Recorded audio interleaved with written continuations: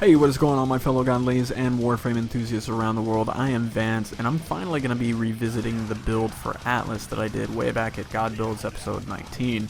And I've got to say, Atlas has quickly rose to one of my favorite Warframes of all time. He is such a melee-centric frame, and the melee is just so fast and fluent, and it's a crying shame that he suffers from the same issues that Ember suffers from: lack of defenses.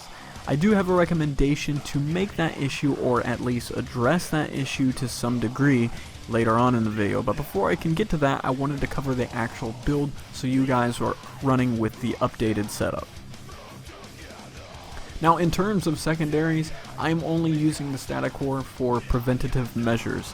I primarily focus on blast and radiation because I will spot a bombard or a nullifier in the distance, and you best believe that I will spam static core shots their way in order to knock them down or make them fight each other. That way I can close the distance and get some of those critical hits in with my melee.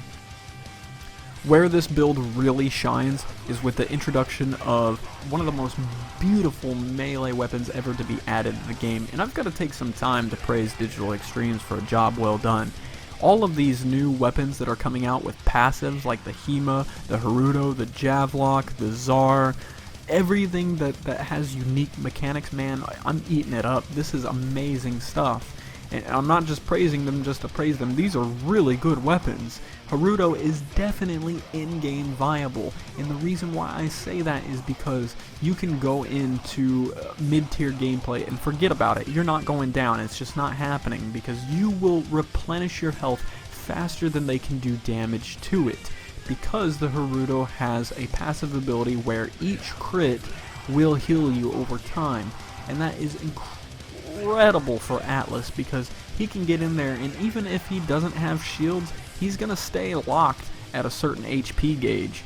Now, you will have to be wary of the enemies around you because you can only withstand so much stuff coming down on you.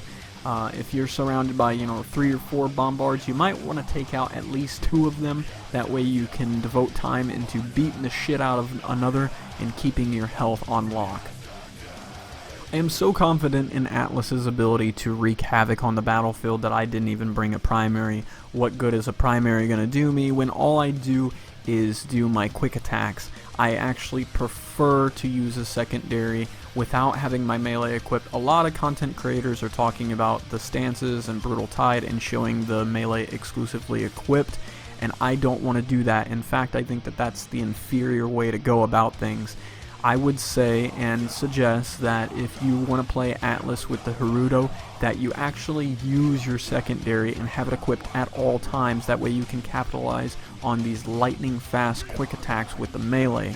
The only problem that this presents is the core mechanics that suffer with Atlas, his lack of defenses. And I think that I have arrived at a solution, and here's my suggestion. With the Tectonic Fracture Augment, it's basically a useless augment that I don't see anyone using. It creates up to 3 walls with 100% more health, and they can't be turned into boulders. The only reason why you would put up these walls is just to revive a teammate really quickly. It's honestly for defensive capacity. So what I recommend is that they convert Tectonic Fracture from a wall to something that sticks to your skin, similar to Iron Skin. You could even go so far as to call it Stone Skin. And you would use the animation of your number 4 ability, your ultimate, when you summon the rock golem. You would use that animation to kind of make the rocks form around your body, and then you would just run into battle with a certain percentage of more defense. I don't know how it would measure up to Iron Skin. I would hope that it would be a whole lot superior to Neja's little defensive capability, because Neja's isn't really all that good, but it's alright because he's got a decent amount of CC with his ult. And I would like to see Tectonic Fracture be strong. I would like to see it scale potentially. I would like to see it have some synergy with his number 4 or even his number 1. His number 1 has combos, and what we've seen with Nidus is that every time you get a bigger stack, you get bigger damage, you get bigger defenses, you get all these different buffs, and I would like to see something be done with the just synergy of his powers. I would like to see his number 1 contribute to the effectiveness of a tectonic fracture, which should be converted to stone skin. You don't have to agree with me, but I think that it would be much more effective than what it is right now. So, if you found this video to be informative and you like this build, it always helps if you smash that like button.